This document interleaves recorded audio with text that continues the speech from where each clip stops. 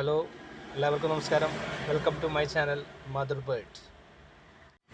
USA California എന്ന സ്ഥലത്തുള്ള sand box എന്നൊരു കമ്പനിയുടെ CEO ആയ ജാക്കിൻ്റെ ഒരു പുതിയ കണ്ടുപിടുത്തം ഉണ്ടായിരുന്നു.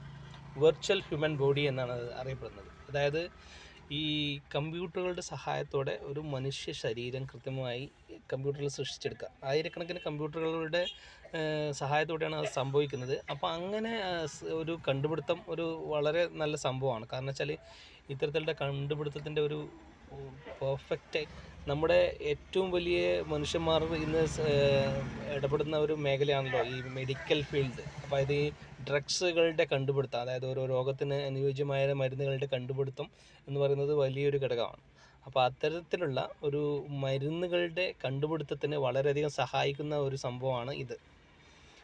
വെർച്വൽ ഹ്യൂമൻ ബോഡി സിസ്റ്റം കണ്ടുപിടിച്ച ഈ ജാക്ക് എന്ന വ്യക്തിയുടെ ജാക്ക് ഹെൻറി എന്നാണ് അയാളുടെ ഫുൾ നെയിം.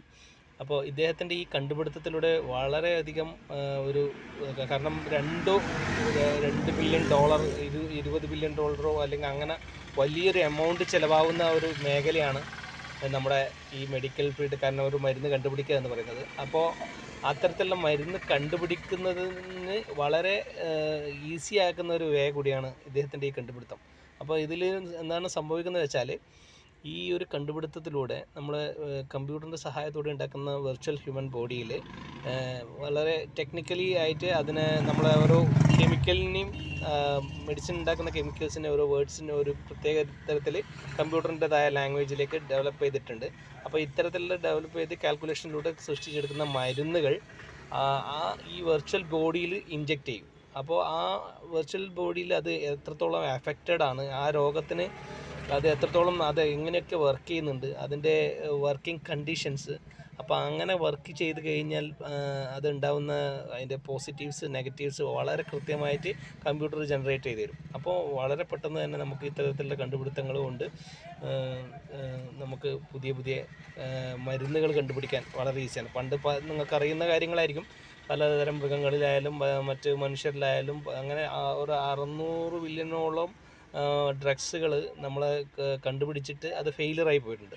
അപ്പോൾ ഇത്തരം പുതിയ കണ്ടുപിടുത്തങ്ങളിലൂടെ നമുക്ക് സാധിക്കുക എന്ന് പറയുന്നത് നമ്മുടെ പുതിയ തലമുറയ്ക്ക് പുതിയ ഇപ്പം നമ്മളെ ക്യാൻസർ, പാരലൈസ് ആയി പോകുന്ന കാര്യങ്ങൾ, അങ്ങനെ സ്ട്രോക്ക്, അങ്ങനെ പല തരം ശരീരത്തിൽ നിന്ന് സംഭവിക്കുന്ന വളരെ ഡേഞ്ചറസ് ആയിട്ടും മരുന്നുകൾ കണ്ടുപിടിക്കാൻ പറ്റാത്ത പല രോഗങ്ങൾക്കും വളരെ ഈസി ആയിട്ട് മരുന്നുകൾ കണ്ടുപിടിക്കാൻ ഈ ഒരു ടെക്നോളജിയിലൂടെ സാധിക്കും. അപ്പോൾ ഈ ഒരു അറിവ് നിങ്ങൾക്ക് പുതുതാണെങ്കിൽ നമ്മളോട് ഷെയർ ചെയ്യുക. Thank you.